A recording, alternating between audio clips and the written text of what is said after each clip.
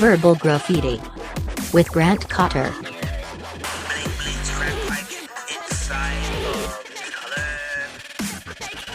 Oh shit, he has a podcast. Your whole family out to be executed. KFX. Cutty Fresh exclusive. What up? Welcome to Verbal Graffiti. I'm Grant Cotter. Thank you so much for listening to me. Ugh, that sounds so pretentious. Thank you for listening to me. What I have to say is important. It's not. I have nothing important to say. But I'm stoked you're listening. And if I can get something out of this podcast, cool. If you can get something out of this podcast, amazing. If we can both get something out of this podcast, fuck yes. Game over. What's going on in the news today? I have one question for you. Have you RSVP'd to storm Area 51? I have. And I'm sure I'm on a list now. The government is now monitoring my activity because I let them know that I'm interested in seeing them aliens. Storming Area 51 with me and 300,000 of my new BFFs. What am I going to bring when I storm Area 51? What do I wear? Is it festival attire?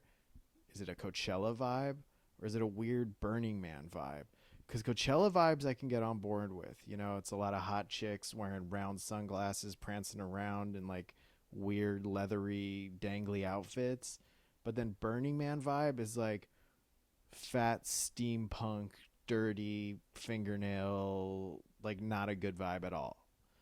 So I'm hoping it's more towards Coachella and less Burning Man vibe.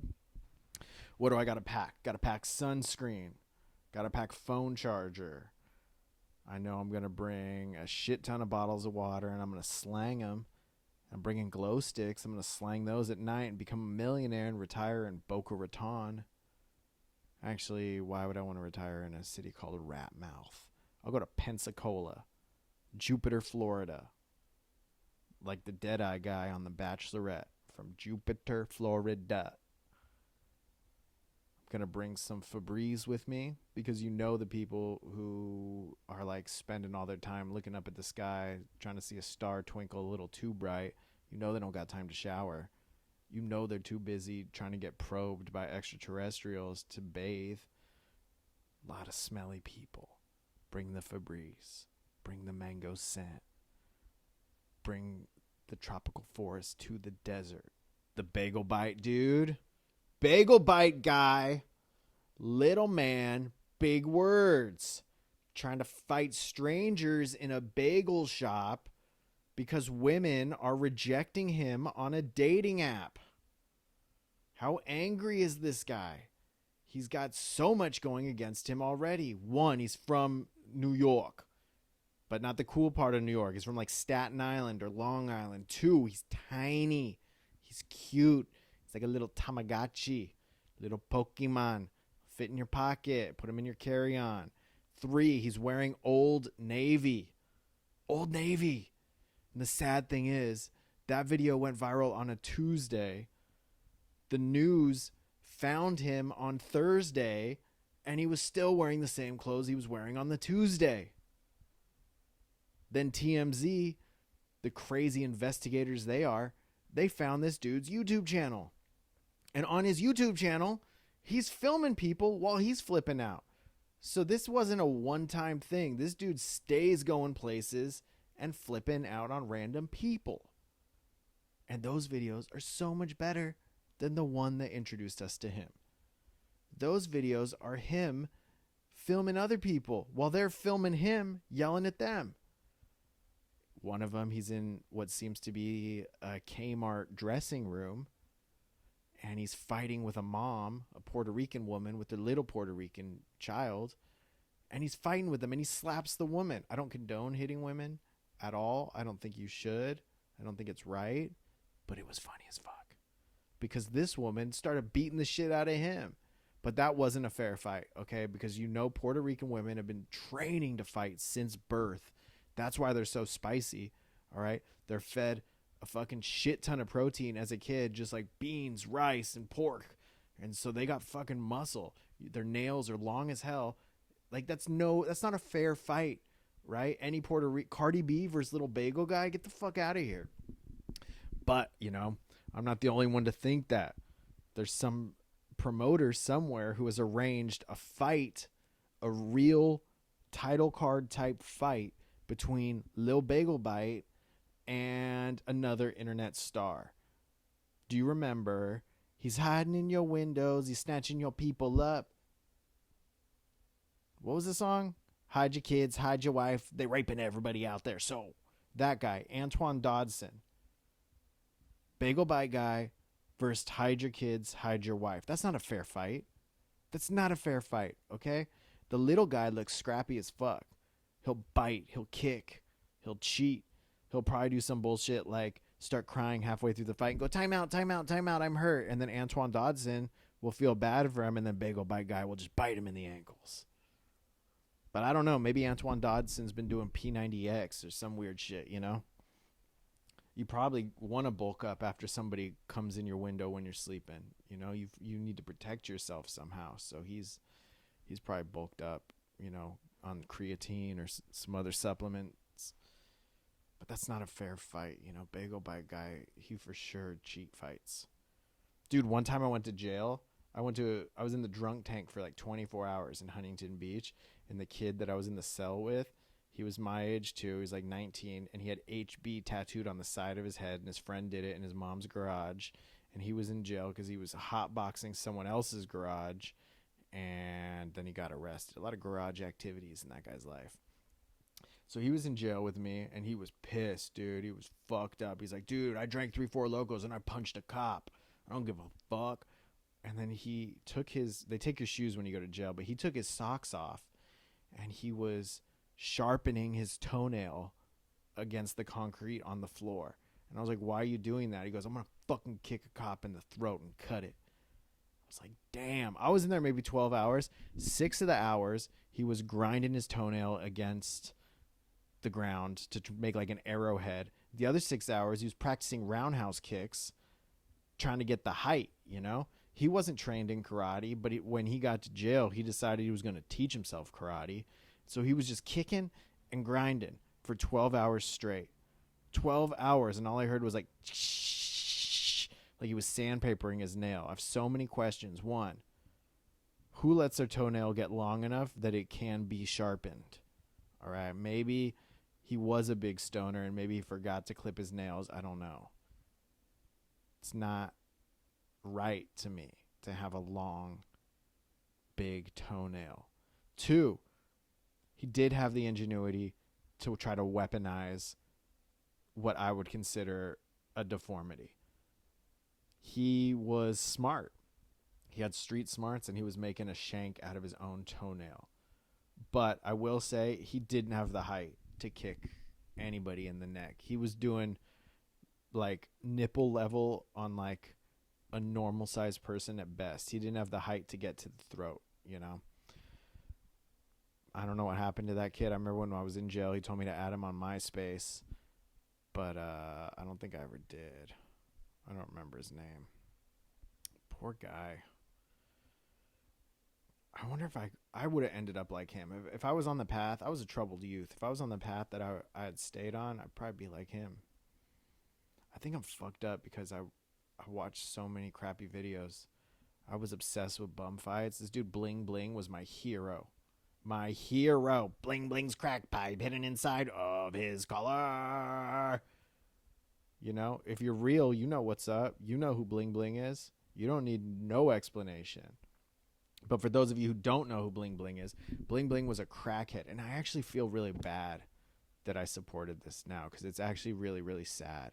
And I feel guilty for supporting it. But when I was a kid, it was the funniest shit ever. There are these videos called BumFights. And BlingBling was a crackhead that they found on the street.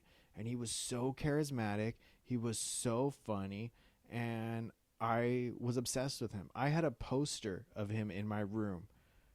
Damn, if my parents only knew like who BlingBling was, they just thought he was this guy. But BlingBling was straight up crackhead from the streets, and I had a poster of him on my wall. He was my vision board as a child. Oh, I feel awful. because I know he didn't make any money off those videos. Basically, these two shitty kids from San Diego started filming bums fighting and then making like underground bootleg VHS cassettes and DVDs and selling them on the internet and out of their car. And somehow one trickled down to me, and I watched it 10 times a day, every day, because BlingBling was so funny. It was just him smoking crack in public places and him rapping and him getting into wild situations. And I thought it was hilarious. And I know he got no DVD royalties. He didn't get anything. They just gave him like $50 and some McDonald's from time to time. And that was his payment. I was thinking about him recently. I looked up on YouTube. I go BlingBling 2019. And people, he's alive. Thank God he is alive. But he looks rough, you know. And in some variations of the BumFights videos, he looks great. I almost thought it was two different people, you know, because I think it's like at times he does sober up. And like they got him some veneers. He was sober for a little bit and, you know, he gained a little bit of weight. And he looked really good. And then other times it's like, damn, he's back on the rock. Keeps hitting that pierda. I wonder.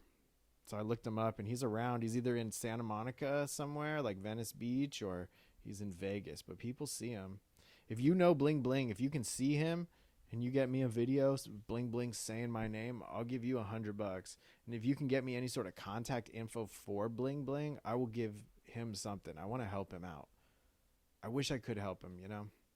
Some people don't want help when you're so deep into the street life. You don't want anybody's help. But if I could just maybe get him like a little hotel room for a couple days and maybe some new clothes and help him shower up and, you know, see if I can help get him into a program or something, because he does need help. And I would feel good helping him because he did bring me a lot of joy as a kid. I don't know if you heard the intro. I added a little BlingBling into it because he was so funny. Damn, that's why I am the way I am. Because I watched garbage like that as a kid. I was such a bad kid. When I was like 16, I got put in special ed because I failed PE. I failed PE. I didn't want to run a mile. I wanted to kick it with the girls who hiked up their PE shorts looking all sexy. So I was a bad kid. I didn't get along with my coach, Coach Dave Szymanski. And I was just talking back and causing a ruckus. So my mom had to go to school. The principal had a meeting with her, and she was furious. She was like, "Why is my son in special ed?" And the principal said, "Because he failed PE." Then my mom said, "But why is my son in special ed?" And then the principal said, "Because he failed PE. Nobody in the history of this high school has ever failed PE. There is clearly something wrong with your son." So I got put in special ed. I didn't mind. I was embarrassed about it, though, because special ed was called the Viking Center, and it was in the center of the school, and you literally had to cross a moat to get to the Viking Center. And I was so embarrassed that people were going to see me walking there and just judge me, you know. But nobody did, because they just thought I was a TA. They thought I was a good Samaritan just helping out the disabled kids when I kind of was one. It was wild over there. All I did was just read Harry Potter books so I could get a C. And I'd have to read out loud. It was like prison rules over there. You know, there was this one dude, Bobby, and Bobby was like a reformed cholo. He was like 25 and had a hairnet, but he also had cerebral palsy. So like one of his arms didn't really work, but the other arm did work. It's like big and muscular. And so like if you were fucked up, like if I wasn't reading Harry Potter like clear enough, he would fucking punch me. You know, I always thought Hermione's name was Hermione. I'd never read a word like that before. I'd never heard a name like that, so I wasn't sure what I was pronouncing. But Bobby didn't like it when I said Hermione, and he fucking punched me, you know, to establish his dominance. But then, you know, I would just stand up and establish my dominance, and then we became friends. You know, we kind of like were like co-leaders of the Viking Center. And we ran that shit, you know. We were in charge of snack time. We regulated who got how many Cheez-Its at what time, who got what Capri Sun when. And I would always stash extra. You know, I'd fill my pockets full of goldfish and hook them up to my other friends at lunch. was a man of the people. But I wasn't in special ed that long because then my mom sent me to live with my dad on Catalina. And that was like a whole different story. She got pissed because I got caught stealing condoms at Target when I was 15. Rough experience. You know, I'll admit it. I lost my virginity at 15. And I was a low-key fuck machine. I was a boy going through puberty with hormones just cycling through my body on overdrive. And I was down to fuck wherever. So got invited to some weird party out in the boonies of San Diego in this like place called Jamul, where just like, yeah, like Jamul is so out in the boonies, like you don't call a house, you call it a property, because like you have land, you have acres, you have trees, you know, it's not just your house, it's your property. So this one kid was having a party. I don't even know who the kid was. But remember when you're in high school, like you will fuck anywhere you can. Any opportunity to have sex, you're like, I'm in it, let's go. Laura Parker's parents are out of town.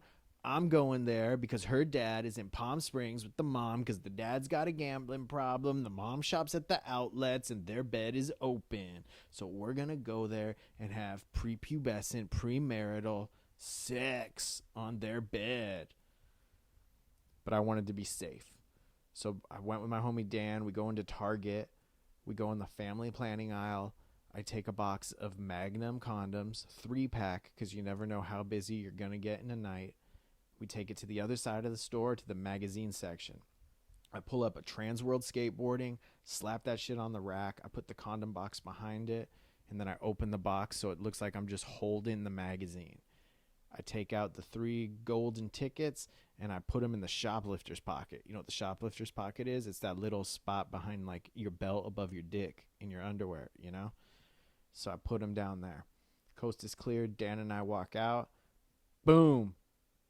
I get slammed. I get tackled by this woman wearing an all-gray sweatsuit. She yells, TSS, Target Special Services, and puts me in handcuffs. Target Special Services? I didn't know Target was balling like that. I didn't know they had their own super team of secretive detectives just hunting around the store looking for kids trying to have too much fun. I know Ross has loss prevention. I've been to a Ross and seen a cholo in a vest that says loss prevention standing by the door to intimidate you. But I didn't know Target was doing that. Where was Dan? I thought Dan was supposed to be looking out for me this whole time. I think he was probably looking at tech decks or like shopping for school supplies or something that he really needed. And maybe he just got a little distracted. But she put us in this back room. Dan starts crying immediately because his dad's in the military and it's like the early 2000s and he thinks like his dad's going to beat his ass. And I'm there just like fucking tripping. You know, I was more scared of my mom than the cops because the TSS lady said she was going to call the cops. But cops don't matter when you're a kid. Cops aren't going to do anything to you. I'm 15. I know they're not going to send me to jail. Juvenile hall, I don't know anybody who's ever been there. To me, it's like Narnia. Is that even a real place? I was more scared of my mom. She had a big ass ring and she'd slap the shit out of me.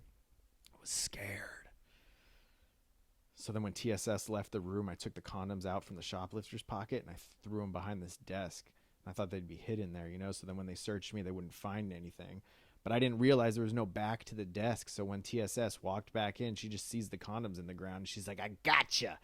You're not getting laid tonight. You're going to jail and your mom's going to find out. And I was like, no.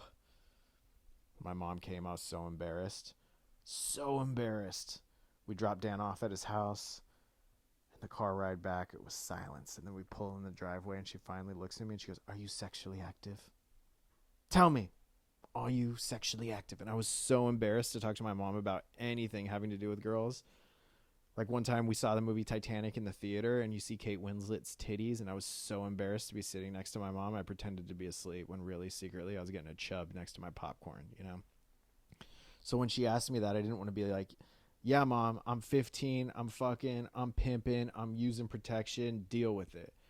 I just like lied and was like, no, we were going to use them as water balloons and throw them off the freeway overpass. Like me, Dan, and Mexicris, we're going to meet up and do that. And she was like, what? First of all, I had 2 friends named Chris growing up. One was like white Chris and the other was Mexican Chris. So we just shortened it to Mexicris. And then I always forget his real name's just Chris. And we just call him Mexicris. Anyways. It's like, we're going to use them as water balloons, throw them off the freeway overpass, which like was not a good lie, because I said I was going to do something even worse, possibly committing a felony by throwing a water balloon off a freeway overpass to hit a car that could hit somebody and possibly kill somebody. So that's when she sent me to live with my dad on Catalina Island. Sad times. Is that what this podcast is, where I just kind of tell stories and go on a rant? I don't know. I know I will have some guests eventually. I will interview some of my comedian friends. Maybe I'll interview my 94-year-old grandma. She's wild. She's kind of losing it a little bit in her head. She only watches Fox News all day, every day. Just Fox News is blaring on all 3 TVs in her house at all times because she can't figure out how to turn the TVs off. So she just leaves them on 24 hours a day, 7 days a week. Except for Fridays when she watches an Ancient Aliens marathon. And she's starting to believe Ancient Aliens. She believes Ancient Aliens. That weird guy with the fucked up hair who looks like he's like in a Warped Tour type band. She believes him. And you can't contradict my grandma anymore because she's losing it, you know, and it just confuses her even more. So you just have to go along with it. So the other day I was at her house and she said, Grant, I have to tell you something. Do you know there are civilizations that a lot of people don't know about? Civilizations of people living underwater near Bermuda. That's why all the planes go missing. People think they're missing, but they're there. They're in Bermuda, and the people are living underwater. And I go, oh, yeah, I've been there. Grandma. Remember Amelia Earhart, that pilot? Yeah, I performed there at the Lost City of Atlantis. They have a nice hotel and casino. I performed there, and Amelia Earhart came to my show, and she was like, really?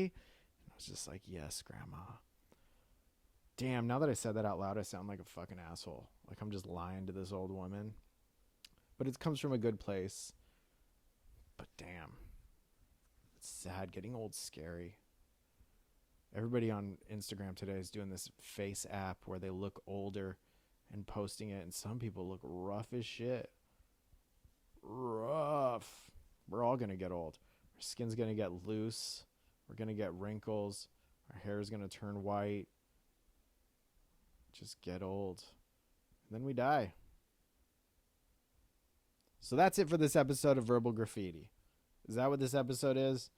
Where I just talk shit, some parts are funny, and then I make you feel sad because we're all going to die and life is fleeting? This isn't the best intro to outro. This isn't the best exit for a podcast. But if you liked what you listened to, please, I hope you tune in to the next episode. I hope you subscribe. I hope you like the podcast. If there's anything you want me to talk about, if there's any questions you have, please DM me on Instagram at Grant Cotter. Let me know what's up. Let me know what you're thinking. Let me know what you're feeling. You know, if there's any topics you want me to cover, hit me up. Any guests you want to have, hit me up. Hope you come to a show. Just updated my calendar on my website. Coming to a lot of cities this summer. Going to Chicago, Reno, Tahoe, Irvine, Hollywood, New York City, Connecticut, Arizona. Find where I'm going and come on out to a show. I'd love to kick it with you and possibly get into some trouble so I have something else to talk about on this podcast. You guys are so awesome. Thanks for listening. I'm Grant Cotter. See you next week. Your whole family out to be executed. KFX. Cutty Fresh exclusive. Palapañe.